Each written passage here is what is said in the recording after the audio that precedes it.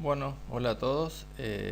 Hice un cambio, al final tuve algunos problemas con el audio, también algunos problemas con la garganta, así que tuve que acortar un poco el tema. No es coronavirus, así que cambié un poco la temática. Lo acorté un poquito y bueno, vamos a tratar de que se vea en la pantalla acá un poco lo de la compu, la presentación que ya tenía armada. Previamente a todo esto teníamos ya un PER en todo el índice norteamericano bastante alto. En el último video que yo había subido a YouTube, hablaba un poco de que pasábamos justamente de las pasos, toda una crisis complicada en el mercado local. eh, y después de ahí se empezó a hablar mucho de invertir en los CDRs, lo cual es una alternativa muy buena. En Argentina históricamente no hubo tanto volumen de ese instrumento. Eh, Ahora, después de todo esto de las pasos, sí empezó a haber un volumen bastante más importante, pero estaba de fondo toda esta cuestión de que teníamos a Estados Unidos en máximos y con valores bastante altos, lo cual no implicaba necesariamente que fuera a bajar como pasó ahora, pero sí es como que deja todo latente a que cualquier cosa lo pueda eventualmente hacer explotar. Y eso nos lleva a este primer gráfico que voy a mostrar acá, donde se compara un poco lo que es el PER en manera histórica, en precios nominales, con respecto también a el SP, que es lo que se ve ahí en el fondo. Díganme si se escucha bien, si se ve bien dentro de las posibilidades que permite el Instagram. Así que como para ir viendo si lo pueden ver de la misma manera que yo lo estoy viendo acá y se puede escuchar también de manera correcta. Volviéndose un poco a la temática, vemos cómo están marcados acá algunos picos de lo que es el PER, y normalmente la media que tiene el SP500, que es el de este gráfico, es alrededor de los 17. Bien, entonces vemos cómo en muchas ocasiones cuando superó los 17, que están marcados en el mismo gráfico con unos cuadraditos ahí que los muevo con el mouse, vemos cómo fue corrigiendo y llegó el PER a valores bajos como 5, 5.8, 6.8. En la última crisis creo que había llegado a 13. Bien, entonces es importante tener en cuenta un gráfico de este estilo siempre al momento de invertir, como para tener un panorama amplio. Bien, esto es análisis fundamental a nivel muy básico, sin tener demasiadas cosas en cuenta, solamente el precio y las ganancias. Bien, para los que no saben lo que es el PER, es dividimos el precio de la acción sobre las ganancias que tuvo en un ejercicio. Bien, entonces, si me da 10 veces, quiere decir que en 10 años de ganancias recupero la cotización del activo. Acá vemos que hay un pico bastante alto en el 2008 y que se da justamente por la crisis, donde pasa algo como a la inversa, que es que las ganancias cayeron mucho, incluso más que el precio. Entonces se genera temporalmente un PER bastante alto, que luego corrigió y bajó de manera brusca. Por eso se ve ese pico acá tan alto. Pero bueno, la idea es un poco tenerlo como una referencia básica para empezar en el mercado, como para decir, bueno, ¿dónde estoy parado realmente hoy? Hoy, aún a los valores actuales, y que arrancamos con un SP500 bajando un 5% y ya cortando rápidamente, estamos alrededor de 20 todavía, 18 y pico creo que era. Entonces, estamos todavía por encima de la media, lo cual puede implicar, y creo que es probable que, dado el contexto económico y todo, siga a la baja. Bien, acá en esta parte del gráfico están cargados aparte las medias aritméticas y perdón, las desviaciones estándar. Bien, entonces nos permite ver cómo, por ejemplo, en la medida que superó la primera desviación estándar, ya varias veces se produjeron correcciones importantes. Bien, por ejemplo acá entre 1900 y 1920, lo mismo en 1930, donde fue la crisis tremendísima, donde el S&P cayó un 85%, si no recuerdo mal. Entonces lo tenemos acá, pero ya esta es en la segunda desviación estándar. Y ahora en el 2020 vemos que estamos todavía también por encima, o estuvimos muy cerca de la segunda desviación estándar. Bien, la desviación estándar es una medición estadística también de cómo se mueve el rango de precios respecto de la media, básicamente. ¿Bien? Entonces es bastante improbable que supere la tercera desviación estándar, que pasó en la burbuja del 99, y también hubo una caída bastante fuerte en los mercados. Bien, entonces son datos estadísticos simples, pero para tenerlos en cuenta. Y en este último gráfico de lo que es el PER y el SP500, vemos que en el fondo hay como un color más oscuro, y esas son las recesiones. Bien, entonces también hay una relación importante entre lo que sucede en el índice, en el SP500, en lo que sucede con los precios, en las caídas, y cómo posteriormente normalmente se dan las recesiones. O sea, normalmente se da un anticipo, no siempre, pero suele pasar, en la caída de los precios, y luego se ven las recesiones, porque la recesión la vemos en términos económicos cuando hay varios trimestres donde hay caídas de la producción. Entonces es lo que se marca acá en el gráfico. Pero es interesante ver cómo hay muchos valles a ver si lo puedo acercar un poco, varios valles de lo que es el PER, bien, en los cuales a partir de ahí empieza a subir. No necesariamente significa que empezó a subir la cotización de la acción, porque esto es un cociente entre las ganancias y el precio. Puede darse que hayan, por ejemplo, bajado las ganancias, o sea, pueden darse varias situaciones, pero normalmente van acompañadas, porque tiene un sentido lógico que las ganancias vayan también acompañando al precio. Bien, actualmente también vemos que estamos como por encima de la media, aún con el inicio de esta crisis. Vamos a hablar un poco entonces de la situación macroeconómica que lleva a todo esto. ¿Cuál es la situación que tenemos? Bueno, hay una importante caída en la demanda porque todo lo que es consumo, lo que es inversión, o sea, ya las empresas, los consumidores también, las personas, las familias, bueno, realizan un consumo, pero básico en casi todo el mundo, de supervivencia, básicamente. Bien, entonces, y también por supuesto las empresas no van a estar pensando en invertir cuando en realidad tienen que hoy por hoy cubrir costos fijos, y en muchos casos con los negocios cerrados. Entonces eso evidentemente en los próximos balances, en lo que es la actividad en general, en lo que es las estadísticas que aún no se ven en los distintos índices, se va a notar próximamente, porque hay una caída muy fuerte en toda esta actividad. Es realmente una paralización de la economía. Es distinto a otras crisis, porque en otras crisis por ahí lo que sucede es que se produce una caída del PBI, pero de otra manera, no porque la demanda, por ejemplo, se paraliza al mismo tiempo que casi que la oferta, digamos, o sea, tenemos una parálisis total.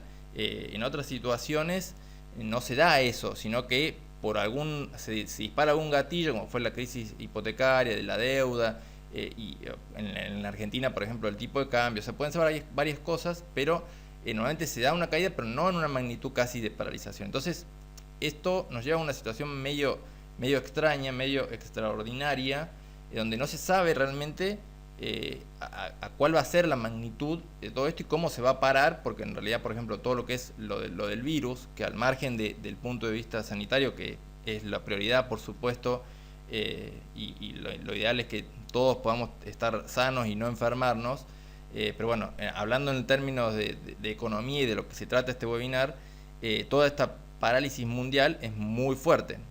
Y a su vez también tenemos algunos datos extras, como la gran caída del petróleo. Bien, entonces esa caída del petróleo produce efectos en países que son exportadores de petróleo, y produce también una baja en los costes en general. Entonces tenemos como un efecto medio ambiguo, depende del país que sea y depende de la producción. Pero en varios commodities hay una baja, lo cual es una especie de deflación en los precios en dólares. O sea, hoy por hoy tener los dólares únicamente sin invertirlo, el hecho de tener la liquidez de los dólares, nos permite estar ganando básicamente. Bien, tengo los dólares hoy. Coca-Cola valía, no sé, $50, $55, ahora vale 40.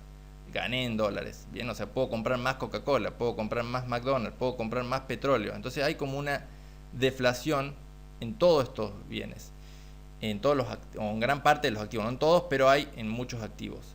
Y a su vez estamos con una situación bastante crítica en todo esto, que es que estamos cerca de una trampa de liquidez. ¿Y por qué digo esto? Porque bueno, tenemos en Estados Unidos tasas ya casi cercanas a cero, y la trampa de la liquidez es un momento en que ya la inyección monetaria no llega a generar efectos sobre la tasa de interés. Bien, entonces yo como individuo, por ejemplo, ahora tengo que decidir si quiero tener dólares, por ejemplo, o comprar un bono del tesoro. Y bueno, si la tasa de interés es tan baja y encima es probable que después en algún momento la tasa de interés vuelva a subir, porque ya bajar más no puede, entonces o casi no puede, le queda apenas un margen muy chico, lo más probable es que la tasa luego suba en algún momento del tiempo, y eso va a hacer que la cotización del bono baje. Entonces no tiene sentido en entrar en un bono a un valor tan alto en dólares, cuando lo más probable es que no gane casi nada y pierda la posibilidad de tener liquidez. Entonces ya lo que es la política monetaria deja de tener un efecto importante a los fines de contrarrestar todo este parate económico. Entonces entramos en una situación medio complicada, y nos queda por otro lado la política fiscal, que sería lo ideal que se pueda ejecutar, pero aún así estamos en una situación medio extraña, porque no sabemos realmente, aunque se aplique la política fiscal, cuál es el efecto que va a tener, porque no es que, bueno, se va a desparramar el dinero por la economía y va a salir la gente a la calle a comprar. No es tan así, porque hay una veda, digamos, hay determinadas actividades, determinadas cosas que no se pueden hacer. Entonces tenemos como una demanda un poco frenada al margen del dinero que se pueda mandar a través del gasto público. Bien, entonces es medio difícil ver hasta dónde puede llegar esta recesión. Realmente no hay todavía ni siquiera datos, como decía hace un rato, de cuál es la estadística, cuáles son los valores de las caídas que puede haber, pero yo me imagino que pueden ser valores bastante amplios, porque estamos hablando, por ejemplo, un mes de caída en la producción puede ser casi ya un 10%, un 8%, teniendo en cuenta que son 12 meses en el año, puede ser bastante grande. Y esto se va espiralizando porque también genera efectos sobre la oferta, y como decía también antes, baja en las inversiones, en la inversión del tipo productivo me refiero, ¿no? Entonces va a generar más desempleo. Entonces se entra en una espiral bastante complicada. Lo ideal sería, en principio, atacarla mediante lo que es una política fiscal expansiva, y también tratando de mantener la parte monetaria expansiva, pero ya la monetaria llega a un punto en que no va a tener tanto efecto. Esto a nivel macro mundial. Pero bueno, todo esto también va a afectar, por supuesto, en las inversiones, porque no se sabe, desde mi punto de vista, dónde está el piso y cuáles son realmente los efectos y las consecuencias de todo esto. Por ejemplo, en el caso de Coca-Cola, no lo puse arriba en la pantalla, digamos, pero podemos ver, por ejemplo, cómo fue lo que veíamos al inicio del SP500, el Price Earning, o sea, el PER, bueno, y otros valores que se pueden observar ahí en la pantalla. Voy a acercar un poco, así se ve mejor. Y al último tenemos cuál es el actual, el promedio de 5 años y el promedio del índice. Acá el último, este es el del índice, 5 años, el actual. Bien. Vemos que respecto del promedio, por ejemplo, de 5 años, está bastante por debajo, está casi a la mitad, incluso está debajo del promedio del índice, que el del índice no está actualizado, me parece, creo que estaba en 18 donde lo vi en otra parte, Pero bueno, está aún, digamos, en valores buenos respecto de su promedio propio, pero del índice más o menos. Por supuesto que hay que tener en cuenta el de cada acción siempre, porque el PER es por sector, o sea, hay que tenerlo en cuenta de cada acción, cómo se maneja, y el índice es una referencia. Pero bueno, son valores a los fines de comparar. ¿Esto quiere decir que la Coca-Cola está barata?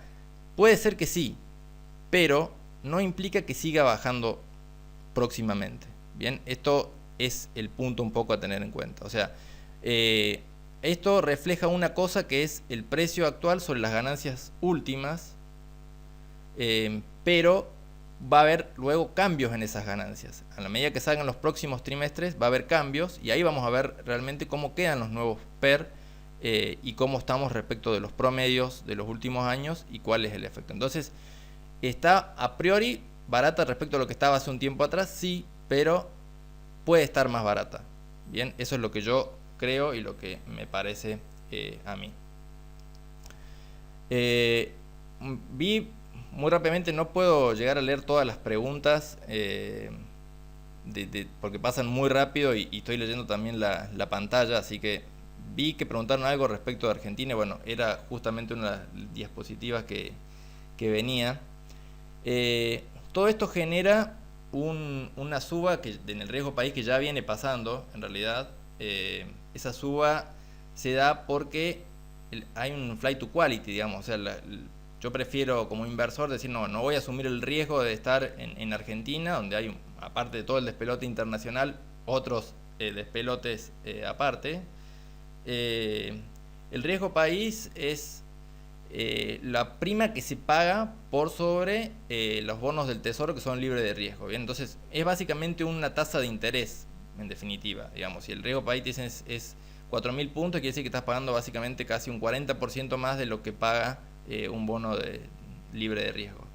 Entonces se produce una suba del riesgo país y una salida de capitales.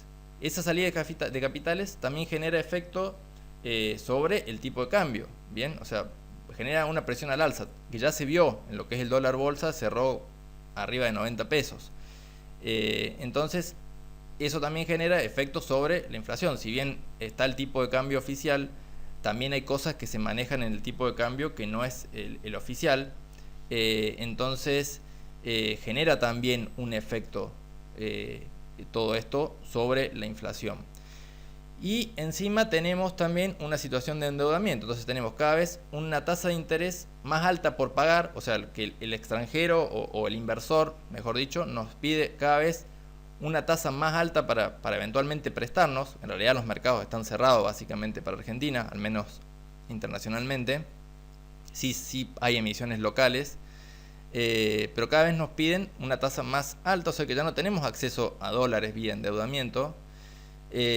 Y tampoco tenemos la posibilidad de seguir emitiendo tanta plata porque vamos a generar cada vez una inflación más grande. Entonces no tenemos cómo resolver en cuanto a país un poco el problema, porque si generamos más gasto vamos a tener que generar más emisión para poder pagar esos gastos, ¿bien? Siendo que ya no tenemos cómo endeudarnos externamente. Lo queda el endeudamiento local como para poder manejar un poco toda esta situación, pero también tenemos que tener en cuenta que toda esta caída, todo este parate va a traer una caída muy grande en la actividad y va a ser más caída en los impuestos, ¿bien? Entonces vamos a empeorar una situación de déficit y que encima se debería aplicar una política expansiva en términos fiscales, que también va a ir agravando eso, y no tenemos la forma como de financiarlo. Entonces estamos en una encrucijada bastante complicada en el punto de vista argentino, porque no tenemos como forma de salir de esta situación casi sano. Realmente va a haber una caída en el PBI. Creo que se cortó un poquito ahí, no sé si estamos de vuelta. No sé si se ve de vuelta, se escucha, porque me apareció como que se había cortado. Pero bueno, la situación en Argentina entonces es difícil. Va a depender mucho de lo que se pueda negociar en la deuda, digamos. Acá todo esto agrava ya una negociación que era bastante complicada. Se habla de quitas bastante importantes en lo que es en los bonos en dólares. Se hablaba incluso de arriba del 45-50%. Pero bueno, de momento son todos rumores, así que no se sabe en realidad qué es lo que va a pasar. Pero el primer punto es solucionar el tema de deuda para poder volver a abrirse a los mercados a una tasa que va a ser alta por todo este despelote. Ya de por sí, corrigiendo esta situación vamos a tener una tasa más elevada por todo el riesgo que se va dando internacionalmente. Entonces, bueno, el primer paso va a ser ese, y bueno, va a haber que acompañar con políticas, entiendo yo, expansivas, pero lo intentaría más del lado de la baja de impuestos que de por ahí del incremento de gastos en sí, cosa de también afectar un poco el lado de la oferta. Bien, es lo que me parece a mí que se podría hacer, y bueno, tratar de ir financiando de la manera que lo permite, y tratar de avanzar también con las negociaciones, que quedan también en algún punto sumidas a un segundo punto, a una segunda prioridad, porque la prioridad principal pasa a ser la parte sanitaria, por supuesto. Quería mostrar también el análisis del SP500, de YPF y de Galicia en el ADR. Vamos a ver si esto se puede ver. Esto era lo que más me preocupaba un poco respecto de hacerlo así en el vivo del Instagram.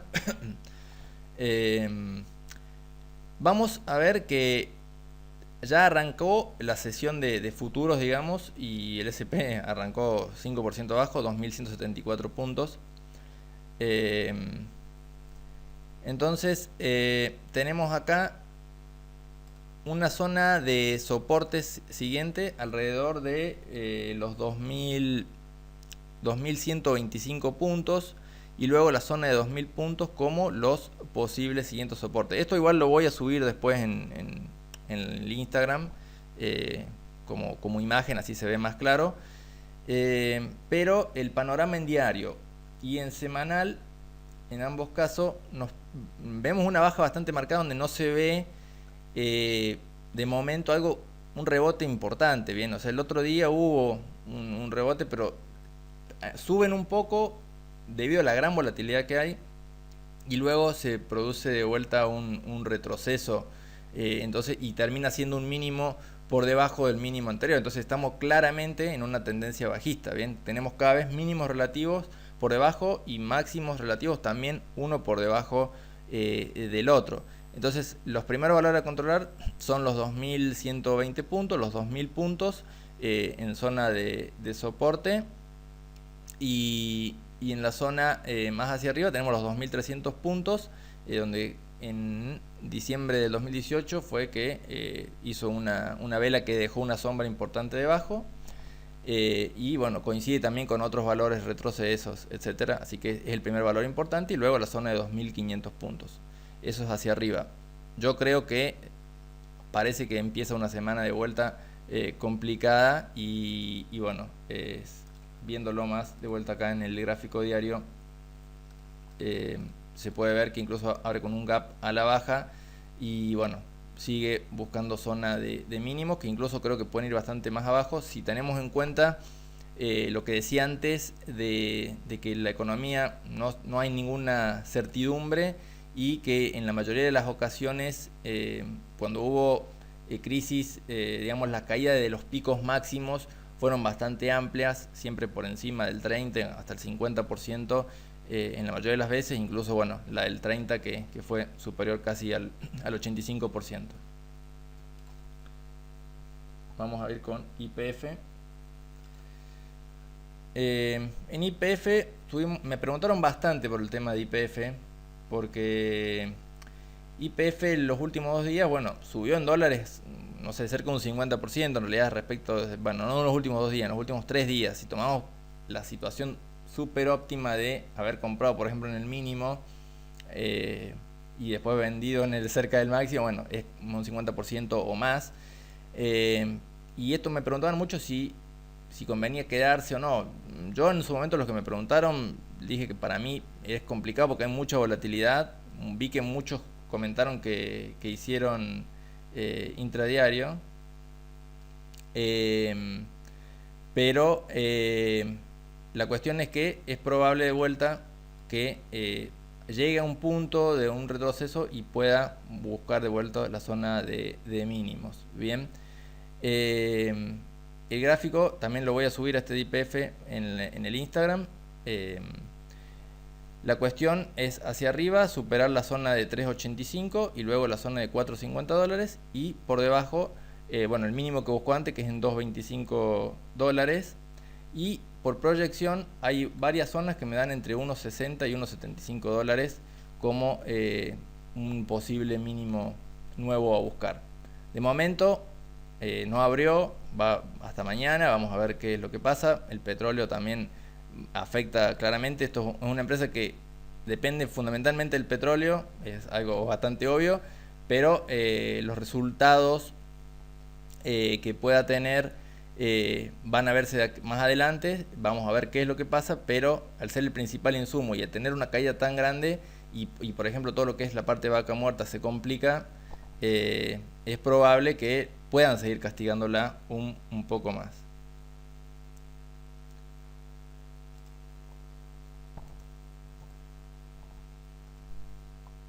Y vamos a ir con Galicia. En Galicia también vemos que hubo un rebote en los últimos 2 días. Hubo un día que hubo un movimiento medio extraño donde venía subiendo y luego, creo que fue el jueves, en la última hora bajó bastante, la sacudieron y de vuelta el viernes tuvo una suba bastante importante. Es más, si lo vemos en horario, creo que se va a ver mejor. Acá creo que este fue el día que bajó como de golpe mucho en una hora, pero después subió. La cuestión es que no pudo quebrar esta línea de tendencia que yo marqué en una hora. Va a ser clave eso como para ver si puede pensar en ir a buscar la zona de los $8, que sería como el valor arriba en primer punto a tener en cuenta.